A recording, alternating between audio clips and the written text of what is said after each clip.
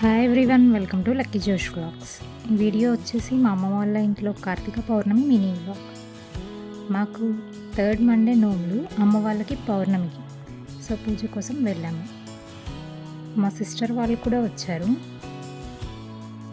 వీళ్ళకి నోముల్లో ఐటమ్స్ అన్నీ కౌంట్ ఉంటుంది, అంటే ఇంట్లో ప్రతి ఒక్కరు 9 ఐటమ్స్ పెట్టాలి. పూర్ణాలు, ఒక్కలు, తమలపాకులు అన్ని ఐటమ్స్ అని 9 పెట్టాలి. కథ నేను చదివాను, డాడీ వాళ్ళు పూజ చేసుకుంటుండే. పూజ ఎలా జరిగిందో చూసేయండి.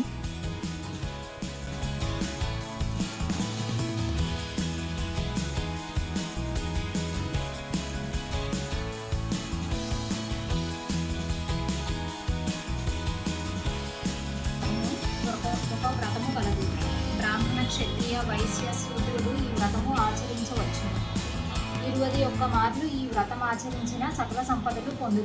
కొండ కాలువలతోనూ కూడిన ఉద్యానవనంలో ప్రకాశించుచు అనేక పక్షుల కిలకిలారావములతో శోభిల్లుచు జనులందరి చేత కీర్తించబడుచు లోక కళ్యాణమనర్చు కైలాసమును ఒక పర్వతము కలదు. ఆ పర్వతము మిక్కిలి శ్రేష్టమైనది. ఆ పర్వత శిఖరమునందు మహానీయులైన యోగుల చేత సిద్ధ గంధర్వ యక్ష కిన్నెర కింపురుషాదుల చేత సకల దేవుని పొందిన బృందేటి మిక్కిలి ఆనందం నొందెను. సభలోని అందరి చేత గౌరవింపబడెను. నిర్మలమైన మనస్సుతో వినయంతో పార్వతీదేవిని విడిచిపెట్టి ఈశ్వరునికి మాత్రమే ప్రదక్షిణ నమస్కారం. Thank you for watching. Subscribe చేసేయచ్చు కదా.